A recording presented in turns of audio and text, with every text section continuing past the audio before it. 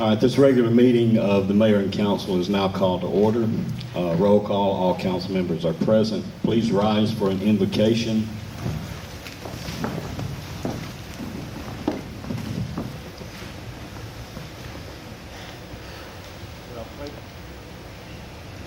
My agenda didn't have this correctly, so it's not my fault.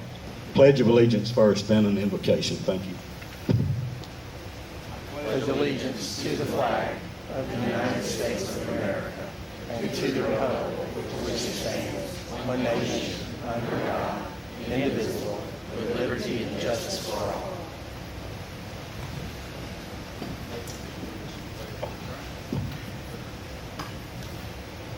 Lord Jesus. Okay. Lord Jesus, we thank you so much for the opportunity to be here tonight. And Lord, we thank you so much for the citizens that are here and for just the engagement and just the city business. And Lord, we pray that as we go through the agenda tonight and talk about projects that will impact Social Circle for generations to come, Lord, we pray that you would give wisdom and guidance, Lord, that you would direct our steps, and Lord, that you would help us to just make the best decisions for our city as a whole. And so, Lord, would you just be with us now? In your name we pray. Amen. Amen. Thank you, Nathan.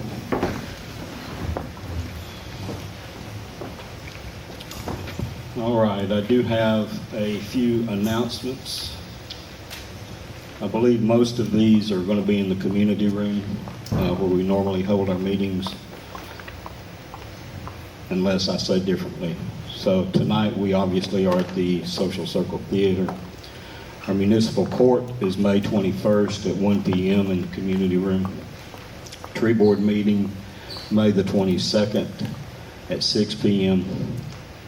Also in the community room. We have a Memorial Day holiday May the 26th. Planning Commission meets May 27, 6 p.m. community room. Our council called meeting May 28th, 6:30 p.m. again at the theater. Our council work session June 5th, 6:30 p.m. in our community room.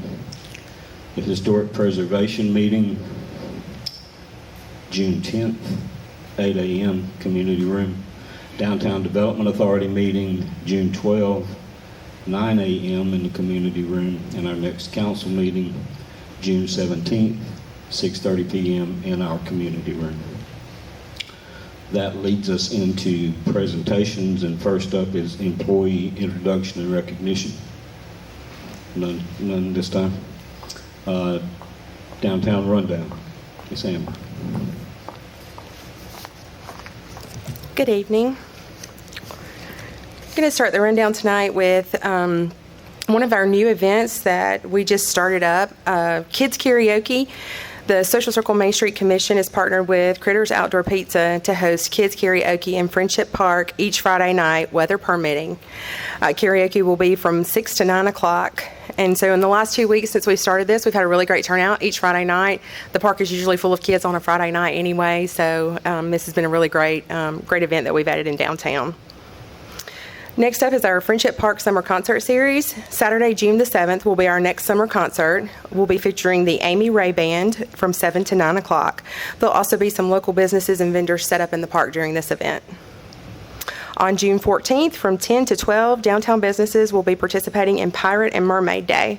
This was a big hit last year in downtown at the Welcome Center. We saw over 200 kids that morning in a 2-hour period. So it's a really great little event that just brings families downtown on a Saturday. So we're looking forward to that on June the 14th.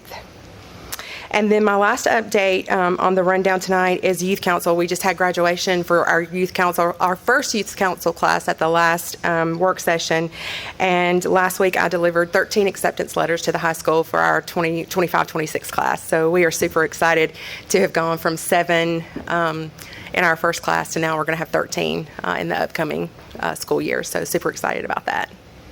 And that's all I have for tonight. Okay.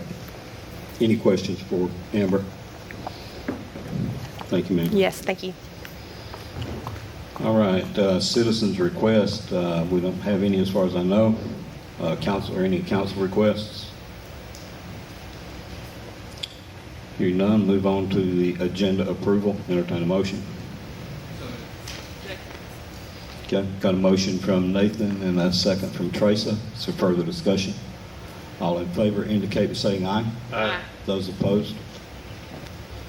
Motion passes. All right, that brings us to a series of public hearings. And before we start with those, I'll read the rules for how we carry about the public hearings. If I can read this. This light is very, very difficult up here. We have 2 public hearings tonight for zoning matter. As each agenda item is brought forth, city staff will present the application. A public hearing will be opened. Then the applicant will give their presentation for 10 minutes total. Then anyone registered to speak in favor of the application will be heard and limited to 10 minutes total, not each. Then anyone registered to speak against the application will be heard and limited to 10 minutes total, not each. Once the applicant has been given an opportunity for rebuttal, with any time remaining, the public hearing will close and the matter will come before the council for a vote. With that, our first public hearing is a rezone 2025-006 for 708 Highway 11 North. Ms. Davis. Yes, this request is to rezone a portion of 708 Highway 11, also known as tax parcel 0123032, from agricultural to light industrial for the purpose of developing a technology park with a data center campus. As shown on the proposed site plan within your packets, under Exhibit A, the data center campus would consist of 9 buildings, totaling approximately a little over 2.5 million square feet in all. 6 buildings would be 252,840 square feet, and 3 buildings would be 350,000 square feet. This would be along the I-20 portion of the property. The proposed site plan shows that it would maintain an undisturbed buffer surrounding the development to screen it from surrounding properties, and Exhibit A also includes a proposed parkway-style entrance along 11, extending all the way to the Social Circle Road frontage of the property. The applicant has indicated that the access would be secured and for business purposes only. It would not be open for the public use. In addition, the applicant states that their traffic impact study identified the need for a traffic signal at Georgia Highway 11. That is mandated by DOT. This area is identified as developing in the regional land use map. So for Northeast Georgia Regional Commission, it's identified as an area for development. Exhibit B provides the list of recommended uses and characteristics for developments with this label.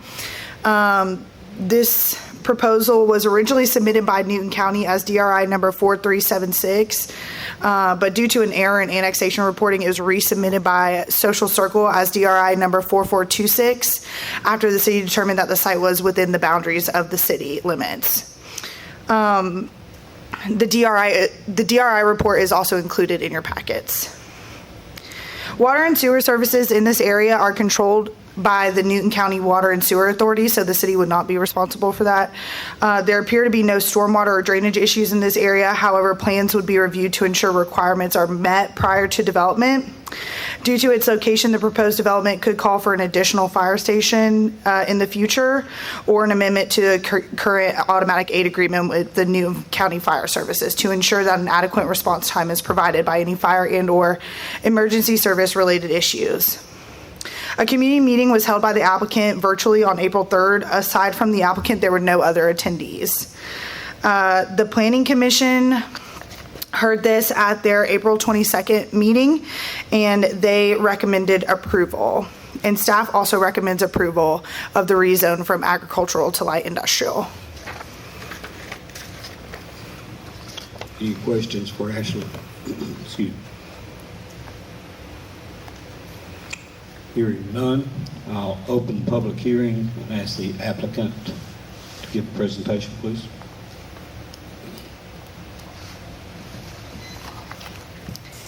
Good evening, Mr. Mayor, council members. I'm Julie Sellers here on behalf of the applicant. Can you all hear me okay?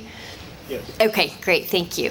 We have a brief presentation for you. I am joined tonight by Brad Kaber, who is with the applicant, who has a contract to purchase this property.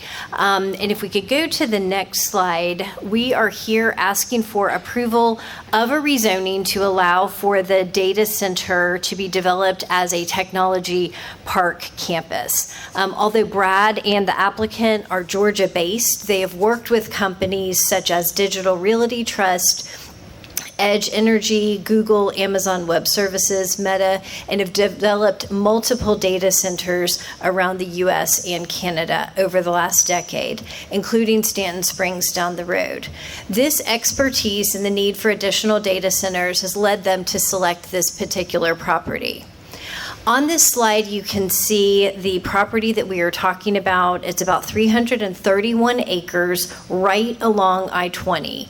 It is an appropriate and great spot for this type of development right near the interstate. The development, as Ms. Davis mentioned, will have, and you can see on the site plan, will have 9 buildings and the related substations for power. We do have a commitment from Georgia Power for power at this location. On the next slide, I wanted to point out just a few features.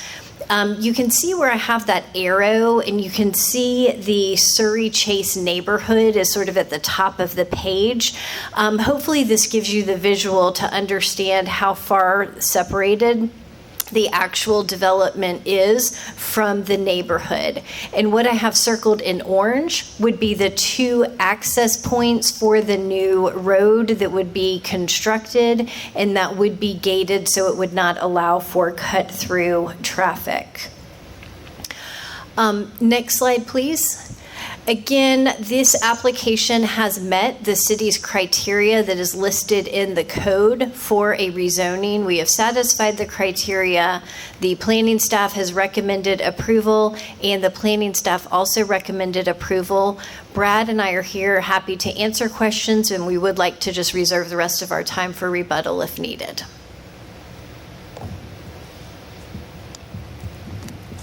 Any questions, comments from the council?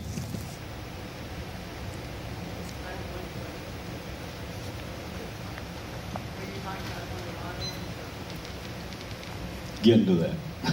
Just a second. Okay, we are going to now, the public hearing is open. Anyone wishing to speak in favor, please step forward. Okay.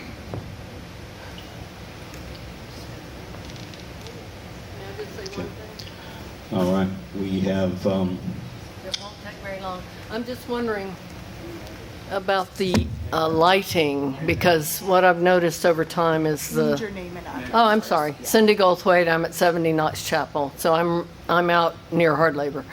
So as I've lived out there off and on over my life, I've noticed it's getting more and more light pollution. And in general, I'd like to see more shielding of the light as it goes into these facilities. The Planning Commission does a great job of evaluating all of that, but if we could think about that, I'd appreciate it. thank you, ma'am. All right. To speak against, we have 2 people that have signed in for that. Mr. John Miller.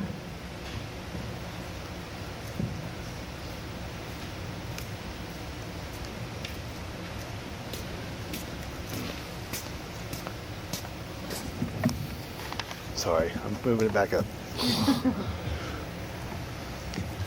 All right. My name is John Miller. I live at 20 Lakeview. Obviously, this property's got a lot of controversy between Newton County and Social Circle, and I think it's long decided, or there's lots to be decided there, and I won't get into that. My biggest concern that I would really like you guys to consider before rezoning this, especially for the data center, is that there's a rush right now for data centers. I do not think there's been nearly enough emphasis, research, study on the amount of water that it's going to take given the amount of data centers that are coming into Atlanta. Just quick math, I've counted close to 20 to 25 data centers that I could find in 15 minutes worth of research that are planned to come into this area. Each one of them using between 2 million to 2.6 million gallons of water a day. Now, we did just add Hard Labor Creek Reservoir that will help support some of that, but when you get all of these online, are we looking at being the new South California where we can't get water? Because I guarantee you, if it comes into a competition of who's going to get water and who isn't, the data centers are going to get the water and we aren't. So I'm not necessarily against developing the property. For a lot of reasons, it makes sense for that to be a commercial property along that area. But I am very concerned the long-term impact on the area as a whole and the resources that we have. If we want to go down this road, fine. Let's put in the time, energy, and money to put in the infrastructure, the water, the power, the gas, all the things necessary to do it right, rather than rushing all of these buildings up at one time. So I'm asking you to please take time to research whether or not this is going to be a positive impact on our environment, on our daily lives, on water, on power, all of that before we just get all rushed up in the craze of adding all these data centers. Thank you. Thank you, Mr. Miller. David Norton.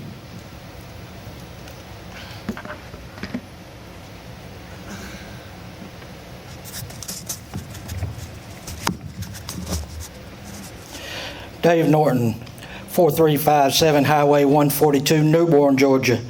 I am co-founder of a Facebook page called Save East Newton. I got 900 friends there, and we're watching out for each other. I've heard many developers for data centers and whatever speak before. If they ever get out of work, they can always get a job as a used car salesman. Y'all didn't hear the bad stuff from them. They mentioned Newton County Water was going to serve this area. It's a race to see who can get Newton County's water first among all the data centers. They're going to get to a point to where they say we have no more water. It's whoever gets it first. I would like to ask a question. Did 708 Highway 11 North get their first tax appraisal from Social Circle in many years? How many years? There's still a matter, I assume there's still a matter, I don't know, of a little unincorporated island that would have made the annexation illegal in the first place. Is that still there? I'm going to read you something here. A group of men sitting in a circle having their usual drink were approached by a stranger. He was invited to join the group. Pleased with such hospitality, he exclaimed, "This is surely a social circle." I'm sure y'all know where that came from. The key word there being hospitality. If you're considered good hospitality, then you don't go against the wishes of your citizens. And if this continues to encroach into Newton County, and there's been talk of going across the interstate for a overnight truck stop also. Well, if that continues, I can no longer, when someone asks me, where's a good place to eat around here, I can no longer say the 10 Plate. When I go looking for a new vet, Social Circle vet over there, they were so good with my little Daisy in her final days. I'd hate to have to find a new vet. When I go looking for that one nut and bolt that just is nowhere else to be found, you can find it at Ace Hardware. I don't know where I'll find them now. The archery shop that's there at Ace Hardware, I've been going there since they were over on the Access Road in Covington. There ain't another one like it for miles around. So, I ask you, are you going to be a social circle, or are you going to be, there's an old song, old gospel song, will that circle be unbroken? Are you going to break the circle? Thank you. Thank you, Mr. Norton. All right, we have, according to our clock, 4 minutes and 41 seconds remaining of the 10 total minutes. Is there anyone else here that wishes to speak either against this application?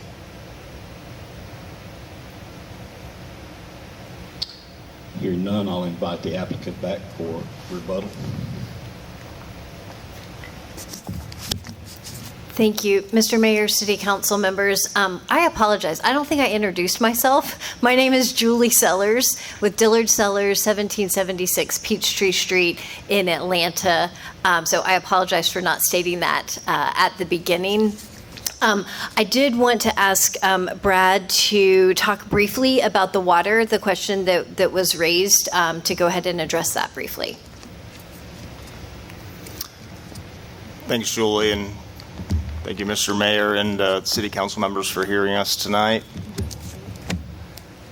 Just to address Mr. Miller and Mr. Norton's concerns about water, we are in conversations with Newton County Water and Sewerage Authority on how they will service this campus. There's a gray water system south of I-20 over in the Stanton Springs area, which would be the main source of the water usage for this site. And so the notion that we would be taking 2.6 million gallons of water per day from the potable water system is not accurate. We can't take any more water than Newton County Water and Sewerage Authority would say the system can handle without impacting the surrounding community. Also, these buildings have different methods by which they can cool themselves. They don't necessarily need all that water. You can have it, anywhere from zero water usage air-cooled systems to fully evaporative cooling, which would use the higher end on that water load. But 2.6 million gallons per day would be your peak load at using 100% evaporative cooling, water-cooled systems on the hottest summer day. So you don't have that level of demand in this building every day of the year, all year. There's probably a handful of days in the year where that much cooling would be required. In this climate in Georgia, there'd be months out of the year where you're not using any water at all. It's able to be cooled without using that evaporative cooling system. Happy to answer any more questions on water in our conversations with the Water and Sewerage Authority also. So in other words, you're saying y'all are talking to the Water and Sewer Authority about using gray water, which is actually the outfluent of the sewage stream. Yeah, that's correct. And again, we haven't gotten to the end of the road in those conversations. There's still much to be discussed, how that water is going to get there, and likely it would be a mix of the gray water system. But we're looking first and foremost to use as much of that gray water as possible.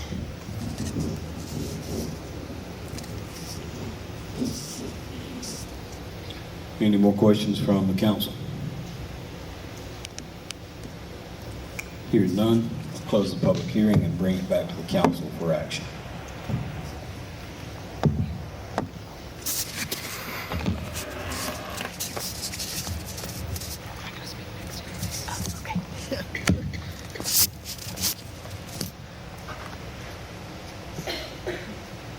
What?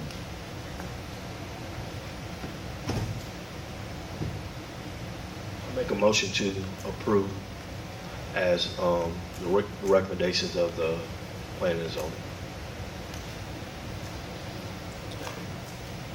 Okay, I have a motion from Tyson and a second. Was that you, Steve? Second from Steve Shelton. Any further discussion? All those in favor indicate by saying aye. Aye. Those opposed? Motion passes.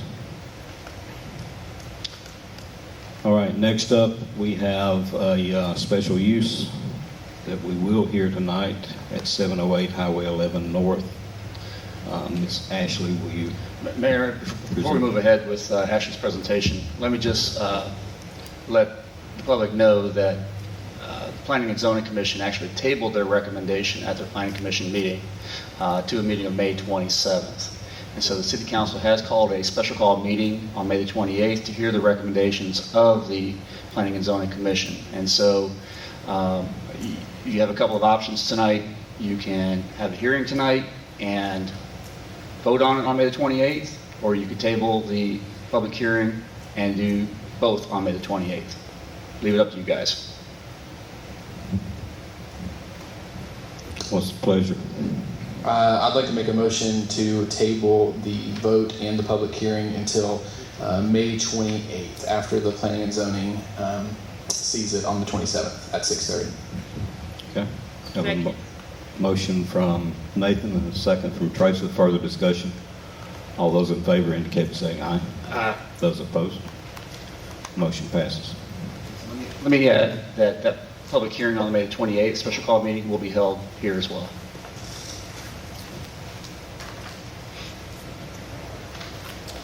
What time is that meeting? It will be at 6:30. 6:30. 6:30 p.m.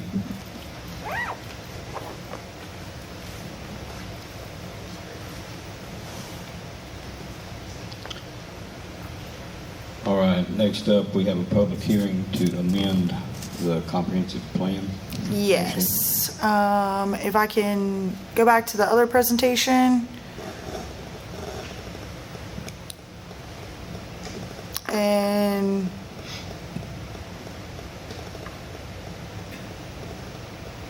It's all in the same presentation. You should be able to hit the button forward. keep on going. I don't have a clicker. It's okay.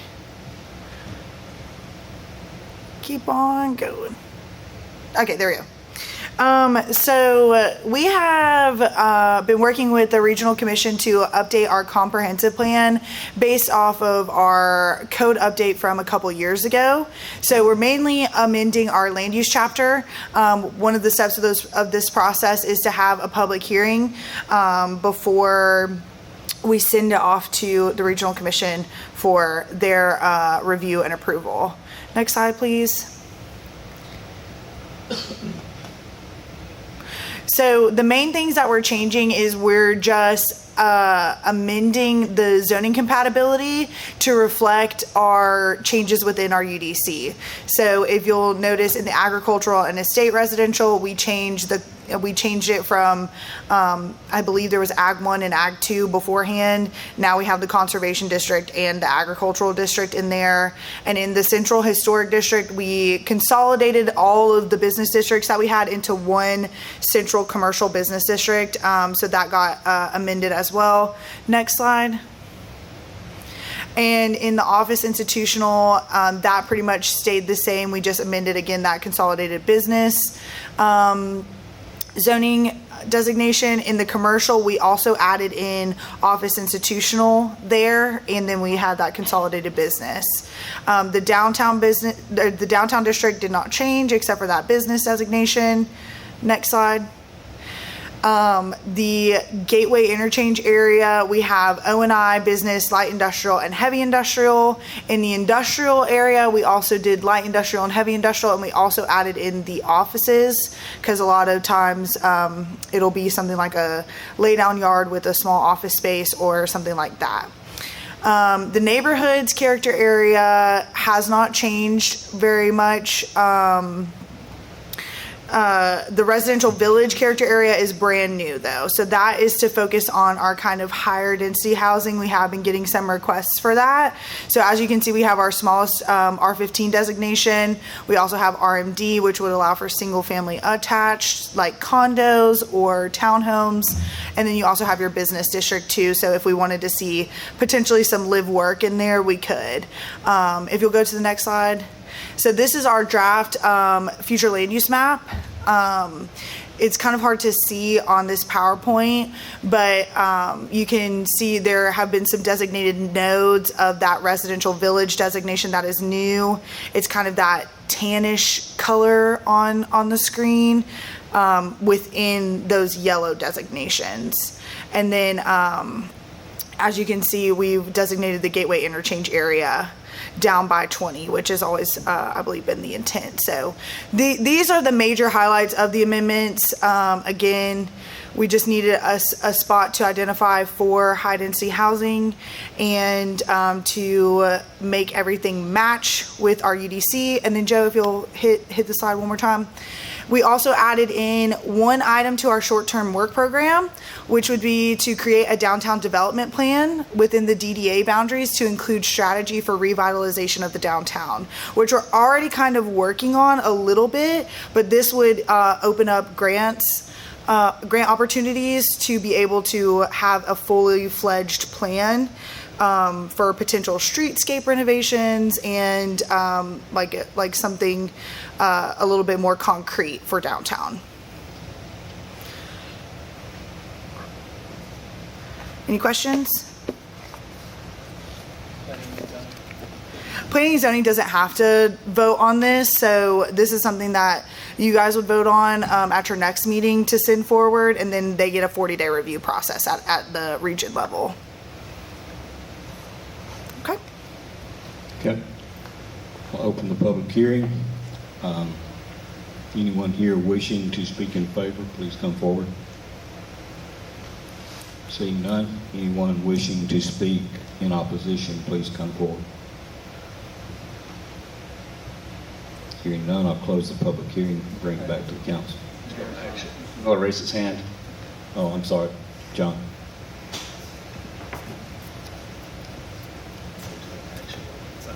It's unfortunate. I have to get up on the opposed part. I don't know if I'm opposed or not. I was going to request or make a request that this has only been up less than a week. It hadn't really had a chance to really look at it. 2 weeks. 2 weeks? It's been up 2 weeks. Oh, I haven't seen it. But anyway, I was going to ask if it's possible to delay voting on this till the 28th meeting to give a little bit more public time to digest it. We have no action on this. Okay, all right. Then, There's no action on it. then good. I'm not against it or for it. There's no action.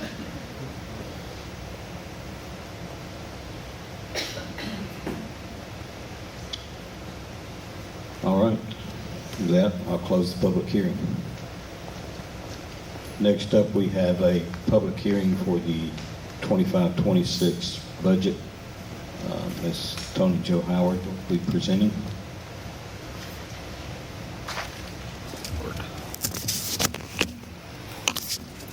Good evening. Yes, so I'm just going to do a high-level overview since we did cover the budget in depth at our special call on April 29th.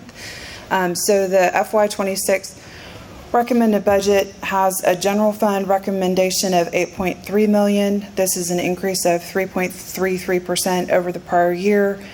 Confiscated assets has a recommended budget of $30,000, which is down 45% from the prior year. We do have a recommended budget for our ARPA fund this year as we plan to spend that related to water system improvements.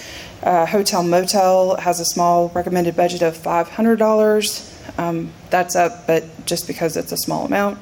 SPLOST FY26 recommended $2.2 million. That is down 43%. Water, we have an FY26 recommended budget of $5.6 million, which is down 78%, primarily due to removing the GFA projects that were budgeted in the current year. Gas, we have a recommended FY26 of $6 million, and that is down almost 13%, again, related to project work. And our FY26 recommended for solid waste is $545,000, and that is the same as the current year. If you'll go to the next slide. Also, this is the 5-year capital plan. Those FY26 amounts have been included within the recommendation. These are the capital items for your funds other than those related to our bond projects. Next slide. And then just some general assumptions that are included within this budget. We have no millage rate increase programmed in, our current millage rate at 7.9. We did receive information that it's an anticipated tax digest growth of 5.2%, information from the assessor. We have also programmed in a merit increase of 2% on July 1st for employees meeting or exceeding expectation, and a COLA of 3% increase January 1st, and that is tied to the CPI index. And next slide. We also included within the package some changes to our fee schedule, but I did want to highlight here that these are our utility rates that become effective July 1st. I know we've talked about that in depth related to everything with the bonds. But just to point that out again, and then next slide, please. Okay.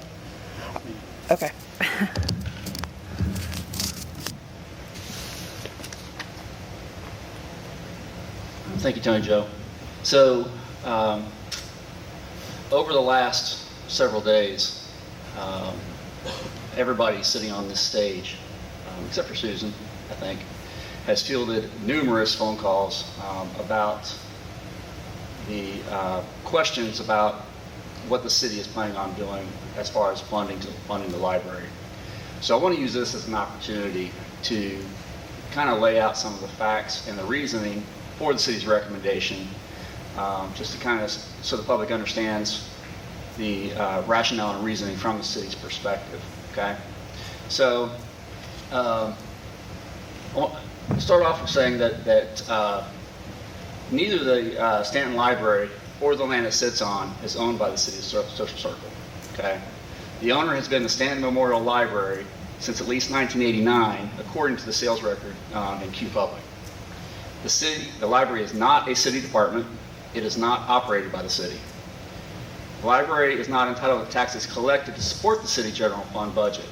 And instead, what happens is the city and other governments within the Azalea Regional Library System contribute annually to the library system.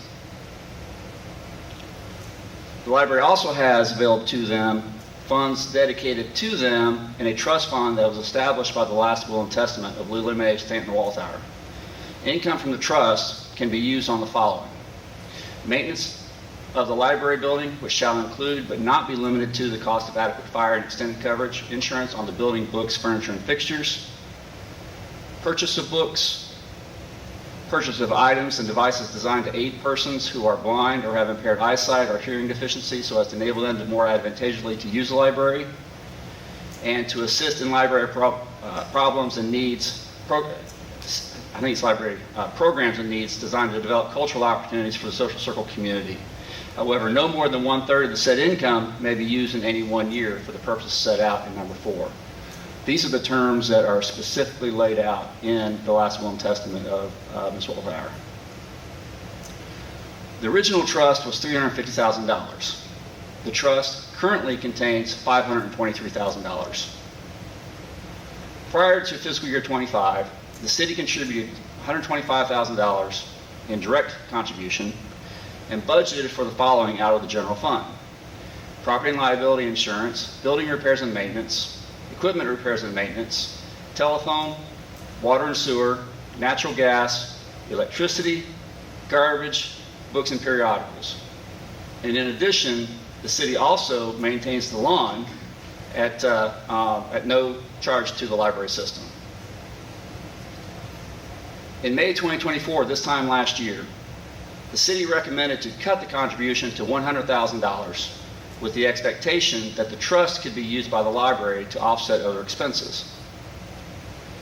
In May of 2024, the City Council and Library agreed that the contribution would remain at $125,000 for fiscal 25, but would be reduced to $100,000 in FY26 to allow the library time to seek other fund sources. In addition, we agreed that the trust would be used for eligible expenses as able, as dictated by the requirements of the last will and testament. So in FY25, the city contributed $125,000 and budgeted for the following out of the general fund: telephone, water, sewer, natural gas, electricity, garbage, and the city also maintains the lawn. So you will see that the trust fund now covers items such as repairs and maintenance, insurance, and things like that. On March 25th, following the City Council retreat, the Executive Director, I informed the Executive Director of the library system that the city contribution for FY26 would be $100,000, as we agreed this time last year. In addition, the city would also eliminate $15,000 for electricity. She was also told that in FY27, next year, the following year, all other expenses other than the contribution will be eliminated. Furthermore, the contribution will be evaluated from year to year.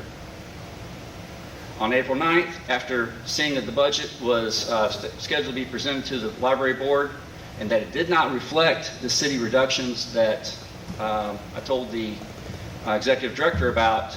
I sent another email on April 9th reminding her of the city's intent. The city's actions were based upon a comparison of the contributions of other governing bodies within the library system.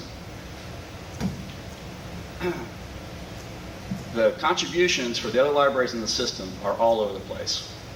It ranges from the cities in Morgan County and Jasper County not contributing anything, not a penny. Hancock County cities contribute $5,000. Putnam County, $16,000. Loganville, $133,238. Monroe, $153,443. And Social Circle was $125 last year, recommended to be $100. Greene County is $3,500. Walnut Grove is $70,000. So as you can see, the city's contribution is all over the place. As far as counties go, there are other governments that also contribute to the library system. Hancock County contributes $124,511. Jasper County contributes $130,000. In addition, the school board for Jasper County contributes $10,000. Morgan County contributes $226,021. Putnam County contributes $198,948. Last year, Walton County contributed $432,000 that was split among the 4 cities in Walton County for $108,000 per library. Greene County contributed $233,235, and we already covered county contribution for Walnut Grove. So as you can see, there's a lot of range in what cities contributed, and based on this, the city felt like we need to create a little bit more equality within the contributions of the other cities. Why should Social Circle pay $125,000 when Madison taxpayers don't pay a penny, and Hancock County, Sparta pays $5,000? In addition, their library budget includes line items about utilities. Every library in the library system pays their own utilities except for Loganville and Social Circle. That's why we recommended starting to eliminate the contribution to utilities, because what's fair for other libraries is fair for the citizens of Social Circle. So there's been a list of bullet points that's being circulated by the library, and one of the bullet points notes the following: other local governments with taxing authority can supplement the shortfall, but not private donations or cuts within the library's budget. So started looking into this a little bit. So in fiscal year 25, the numbers that we were using at that time when we met with the library was the budget that was presented to the Library System Board in April 2024. Okay? As I was looking at it, I found another budget from June of 2024 that shows that there was a increase in contribution from the counties. The FY26 budget, a total about $60,816. So the FY26 budget presented to the library board in April shows that the contributions from all governing bodies the same as the June 2024 budget, and this includes $432,000 from Walton County. So I got curious about why the numbers were different between April and June. So I called the county manager this morning, and I asked him, does Walton County change their contributions from year to year? He confirmed with me today that the contribution for next fiscal year, FY26, the budget they just adopted a few weeks ago, will increase the contribution from the library from $432,000 to $462,000, an increase of $30,000.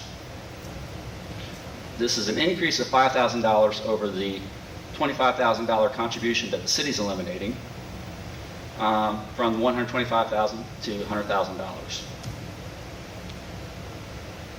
So if the total level of contribution has to include the additional $10,000 created by the cut to electricity, has this contribution already been covered by additional contributions? This was a question I would have of the library board. Has this contribution already been covered by additional contributions by counties similar to Walton County? Last year, Putnam, Jasper, and Walton counties changed their contribution from the April to the June recommended budgets. And so, if they have to cover the additional $10,000, is that already being covered by contributions that have increased from other counties that we just don't know about yet? Have school boards other than Jasper County been asked to contribute the difference? And why isn't there more equality in contributions of other cities? Why is Madison and Monticello 0? Are other cities being asked to contribute more to offset the state requirements? And so, again, I go back to this slide, and what the city, everybody up here is being told is that because the city is cutting $40,000, that the library system stands to lose over $1 million in grants. How is it fair to put that burden on the citizens of Social Circle when the citizens of Madison County, or City of Madison and other cities don't contribute anywhere near? That difference can be made up if they just reach out to some of these other local governments. And so, after we realized this, Mayor and Council, this was the basis of the recommended budget decrease to eliminate to start eliminating the $15,000 for electricity, to bring us in line with other utilities, and to reduce the direct contribution from $125,000 to $100,000 as the city and library board agreed to last year. So that's all. I turn it over to you, Mayor, for the public hearing.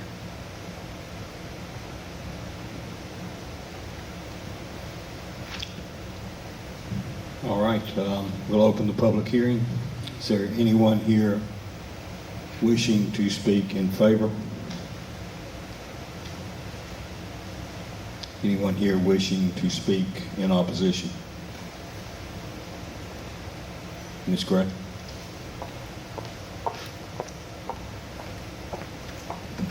Good evening. My name is Andrea Gray, 300 East Church Street, Monroe, Georgia. I'm the attorney for the Azalea Regional Library System, and here tonight speaking on behalf of the system and also the William H. Stanton Memorial Library.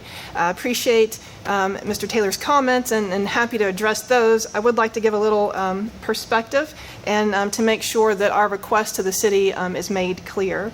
So our request to the city is to maintain the same level of funding that was instituted for this budget year, which was the $125,000 contribution, and then the in-kind services provided, including all the utilities, garbage, and maintenance of the lawn. A bit of perspective as to how our system works. The Azalea Regional Library System consists of 9 libraries over 6 counties. Walton County is particularly blessed because we have 4 in our county. Each library has a separate board of trustees. That board of trustees sets a separate budget based on the needs of that particular library. So all libraries are unique in size, in staffing, in hours, in age of the building, and needs. So their budgets and needs are different. Each library has their own designated fund. So when Social Circle gives money to the library, it goes into a fund specifically for the Social Circle Library and is only spent on expenses for that library. And that is true across the board. Local government funding is the key to our libraries. They don't turn a profit. It's a nonprofit organization, essentially, and it's for everyone. It's for this community. Everyone is welcome at the library. Everyone can come read a book, experience community, go to the summer reading program. This enriches the lives of every single citizen in this community. State funding is also a critical part of the library system. Our system receives about $1.6 million a year of state funding, and that's a little less than half of our budget, but it's substantial and we could not operate without it. In order to receive that state funding, we have to meet certain state requirements, not our requirements. This is not, the local library. This is the state requirements, and that is there has to be a maintenance of effort, which means that the local government funding has to be the same or more than the prior budget year. Again, their requirement, not ours, but it does put the state funding for all 9 libraries in jeopardy if any one of our communities does not help us meet that threshold. A little bit of history of what we've talked about with the city. We were here a year ago, and we did talk about the budget, and the resolution was that we would negotiate an intergovernmental agreement over the next year, and that we would come back and wouldn't have to have this conversation again. So throughout the year, I pestered Jay, I pestered Tony, where's the IGA, where's the IGA? I got it last week. And so we haven't had adequate time for all the parties to sit down and discuss a path forward, which we would very much like to do. We'd like to bring in the state as part of that conversation as well, because we do appreciate the local partnership and we need you. We need your funding for this library to operate and to be successful. With regard to comparison of other communities, as I said, they're all different libraries, they're all different boards, they all have different needs. And so, yes, the contributions are, there's no specific pattern attributed to it other than what that particular library needs and how many people that it serves. You did note that Walton County is contributing more to the overall budget this year, and special thank you to Walton County because they've been an incredible supporter. But that was based on a specific budget request by the system for specific items, right? So we didn't just say, hey, give us another, 30 grand, we're good to go. No, it was, we need this amount of money to offset cost of living increases for our employees. We need this amount of money to increase payments towards insurance. And so there were specific items related to that. It wasn't just an overall, let's use this money to essentially, you're asking them to subsidize your lack of funding. Is that fair? I doubt Walton County would think that that would be fair, and I doubt the other 3 libraries in the system would think that that would be fair because it's taking away from their portion when they are otherwise meeting their requirements for the annual funding requirement. You also noted that the city doesn't own the land. This is not a city department. We're not entitled to receive your taxes. Do any of those things make the library less important to this community? I don't think that they do.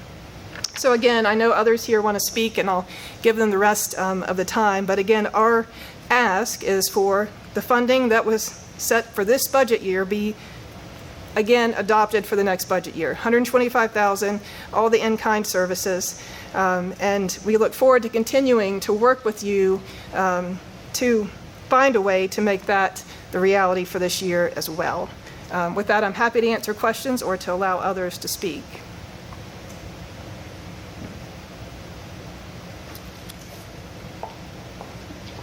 Thank you, Ms. Gray. Wayne McMillan.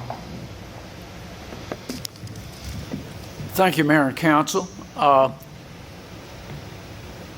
Social Circle Library is this part of this community. It has been part of the city, and the city has supported it for well over 100 years. We have asked for increases over the years and haven't received them. With respect to funding, it has slided due to inflation because it's been the same over time. The other cities in the system have their own budgeting system, just like Social Circle.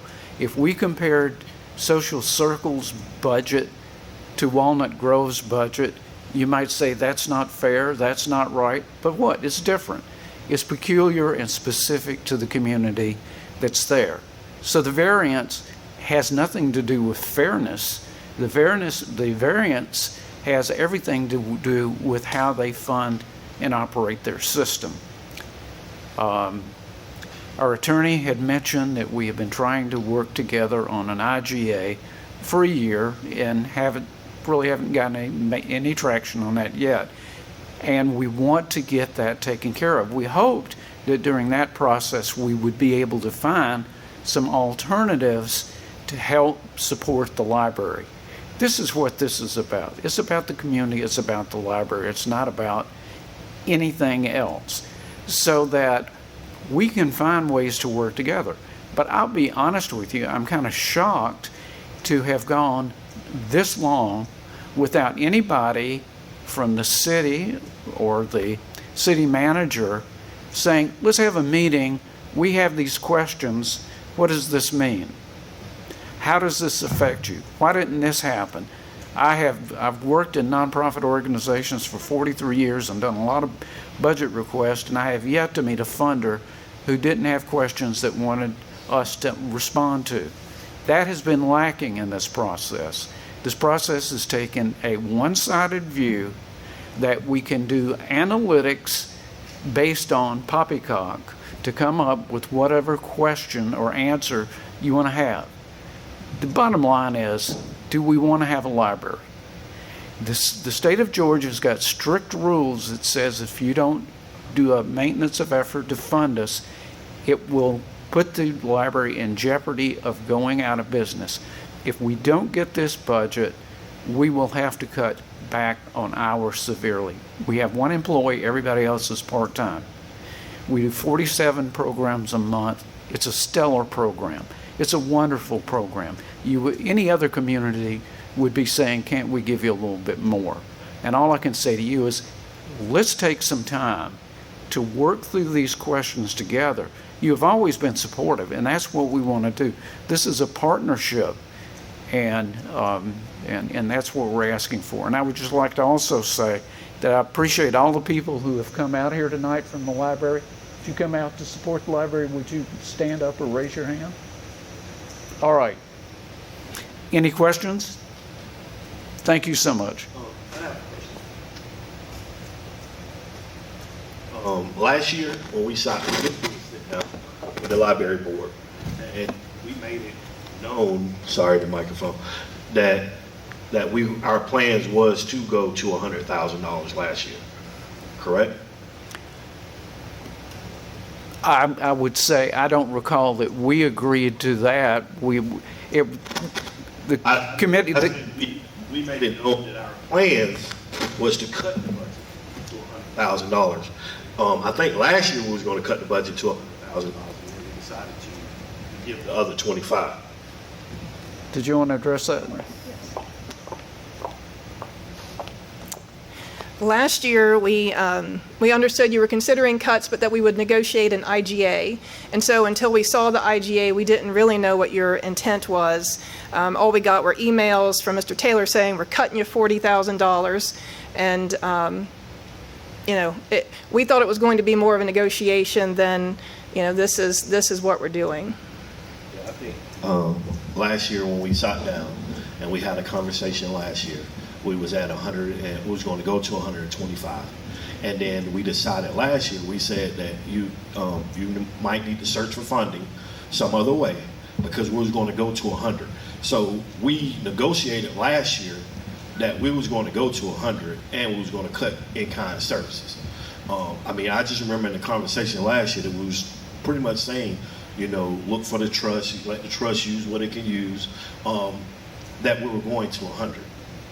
Because we're budgeting and we're asking all the other departments, if you look through the budget, all our other departments came below what they got last year, every department. So we cut things all throughout the whole departments.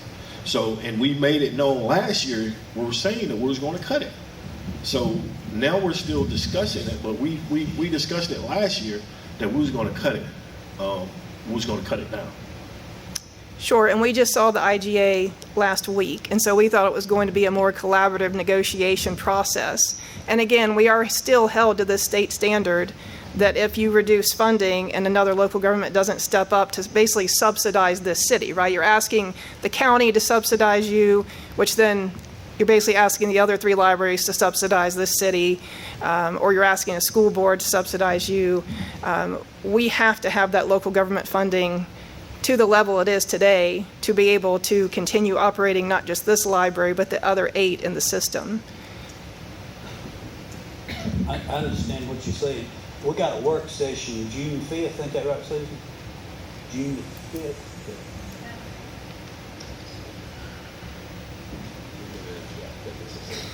Huh? June 5th at 6:30. Can the board be at our work session June the 5th at 6:30? We will make it happen. Yes, thank you. We'll work through it then.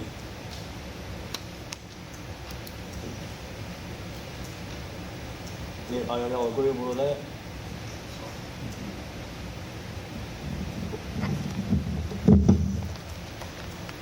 And I want to say, we are grateful for the support that the city has been giving us, and it was not my understanding that from last year that we were actually negotiating for 2026. We were having some conversations about how we would fix the issue, but there was nothing in my mind that was substantive that you were taking that stand, and we look forward to meeting with you.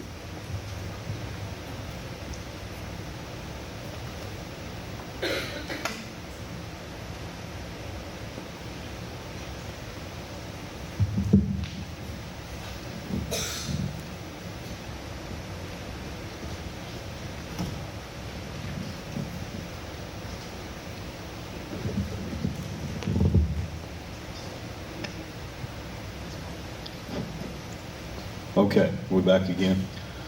All right, we still have a few people signed up to speak against Mr. John Miller.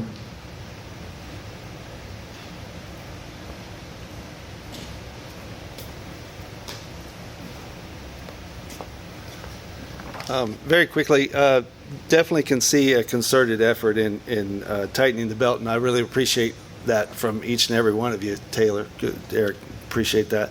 One thing that I was noticing and looking through here it's my understanding that the buildings that the city purchased were going to be handled through SPLOST, and I don't see a line item on there for renovating those buildings. I see $1.7 million for the fire truck, but I don't see any allocation for the renovation of those buildings. So I would ask that you consider adding that as a line item so we know where those funds are going to be coming from if they're coming out of SPLOST.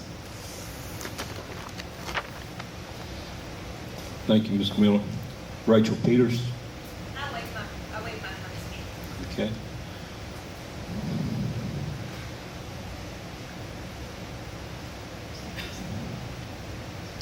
Cindy, I can't read the last name. Yep.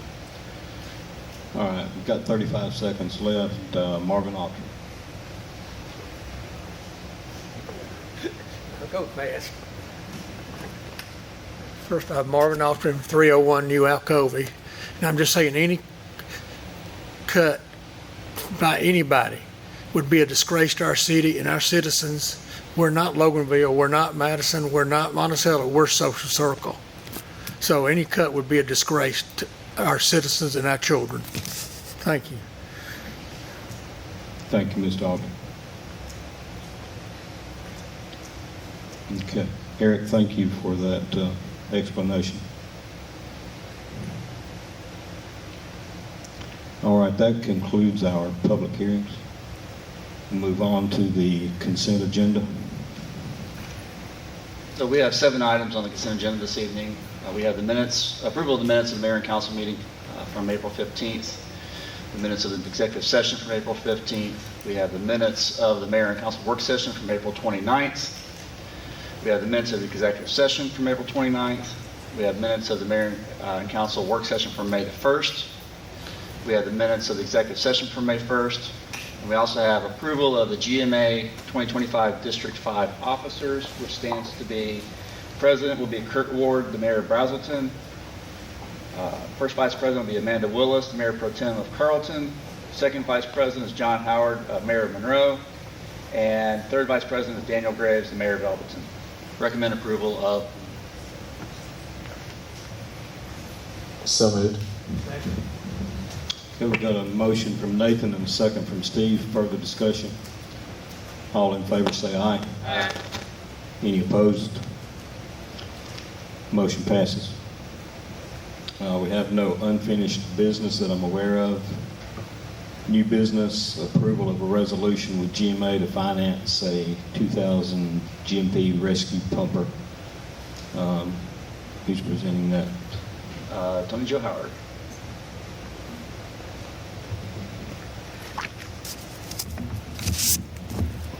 Hello, yes. So this is the approval to get the GMA financing for the pumper that the council approved back in May of 2023. That is done and ready to go. So this is just to put that financing in place. GMA provided rates for the financing, 10 years at 4.39% with an annual payment of $99,299. That is what I'm recommending, as that interest rate was actually lower than the 7-year because that was at 4.45%. And if we can get those documents signed and on their way, they will be happy to fund it. I know our fire chief will be very glad to take that engine. All right, entertain a motion. Second. Got a motion from Steve and a second from Teresa. Further discussion? All in favor say aye. Aye. Those opposed? Motion passes. Approval of a construction engineering and inspection contract with Keck and Wood for a TAP project. East High Tower.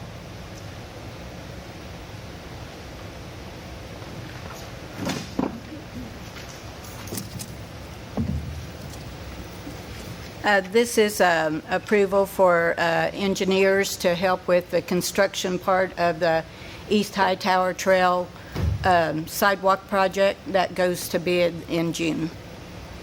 And the amount would be, is an hourly not to exceed in the amount of $67,500. Staff recommends that mayor and council approve Eric Taylor, the city manager, to sign the agreement with Keck and Wood in the amount of $67,500. And this is all covered at 80% in the TAP grant.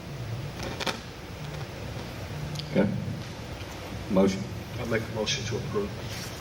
Second. Got a motion from Tyson and a second from Teresa. Is further discussion? All those in favor indicate by saying aye. Aye. Opposed? Motion passes. Next item is a bid award to TC&C Electric in the amount of $145,569 for a pump station and SCADA system. Okay, this was a project that we put out for bid with the help of Turnip Seed Engineers, and this is for a new pump station SCADA system so that all the pump stations will communicate and will know when there's power outages. We only had one bid, one person to bid on it. It was in the amount of $145,569. Since the only bidder appears to have adequate experience, technical ability, and capability to complete the project, staff and Turnip Seed Engineers recommends the mayor and council award the bid to TC&C Electric in the amount of $145,569. This project is funded through the GFA funds, so there is a resolution attached. Okay. So we'd have to adopt the resolution. Entertain a motion. Motion to approve. Got a motion from Teresa and a second from Nathan. Further discussion? All those in favor indicate by saying aye. Aye. Opposed? Motion passes. Next up is an approval of an agreement with American Tank Maintenance for continued service of the city water tanks. Okay, this is a 10-year contract with American Tank Maintenance, and staff is requesting the approval to take part in the City of Manchester's previous awarded request for a proposal from October 2022. The original bid was competitively awarded to the American Tank Maintenance, ensuring compliance and cost efficiency to the city of Social Circle. So we can get their 2022 prices. If we was to send it out and have to go out, it would be higher. So there was a letter attached from the city of Manchester, and the cost over this is a 10-year contract, and the annual fee of the new agreement is $68,471 compared to the previous annual fee of $54,825. Given that American Tank Maintenance has proven excellence, technical ability, and consistent performance, staff recommends the mayor and council approve Eric Taylor, city manager, to sign the agreement partnering the city with the City of Manchester's October 22 bid for American Tank Maintenance in the amount of $68,471. And this will keep us in compliance with EPD. Thank you, Robbie. Motion.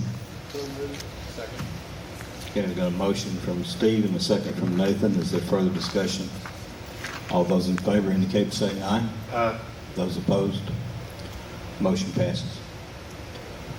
Next item, authorization to terminate an agreement with Walton Wellness Incorporated and to transfer title of the mobile pharmacy bus to Walton Wellness Incorporated. So, Mayor, I think most of us are pretty familiar with this bus. It's the blue school bus that sits out in front of Walton County Jail up on Broad Street in Monroe. It's worth noting that I don't believe that bus was moved in about 3 years. And I noticed that the City of Social Circle is responsible for paying insurance on that bus that hasn't moved in about 2 or 3 years. And so we got to looking into the contract, and it turns out that the reason why the city's paying insurance is because the city owns the bus, has title to the bus, due to an agreement with Walton Wellness Incorporated back in 2017. The contract actually states that at the end of the agreement, the bus has to be transferred back to Walton Wellness, or it can also be transferred back to Walton Wellness with a 30-day termination letter from the City of Social Circle. So we are recommending that we terminate this agreement with this bus. It was year to year. And there's some other stipulations that everybody was supposed to meet. Again, this was 2017, 2018. It was supposed to be parked in Social Circle. Supposed to do classes. I guess there's a lot of things that neither party, I don't think, ever really truly met the terms of the agreement. So we are definitely going to recommend taking advantage of the termination term of that agreement. Transfer title back to Walton Wellness. Okay. Entertain a motion. Second. Okay, we've got a motion from Steve and a second from Teresa. Is there any further discussion? All those in favor indicate by saying aye. Aye. Those opposed, same sign. Motion passes.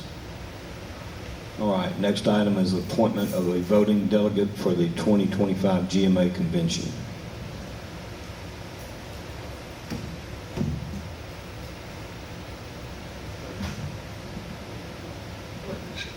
I make a motion to appoint Tressa Price to the voting delegate. Second. Teresa, you will be going to the convention and be able to do that, is that correct? Yes. Okay. Okay. That's what I thought we agreed upon. All right. Who made the motion? Tyson. Tyson, and a second from Nathan. Further discussion? All those in favor say aye. Aye. Those opposed? Tracy, you're not opposed? All right, next up we have some board appointments. I don't know if we're ready to make any, but opportunity is there. Yeah. I'd like to make 2 appointments, Randall Worsham and Susan Bunder for the tree board. Okay, we have a motion from Nathan and a second from Steve to appoint the 2 individuals named. Further discussion? All in favor say aye. Aye. Those opposed? Motion passes. Any other appointments?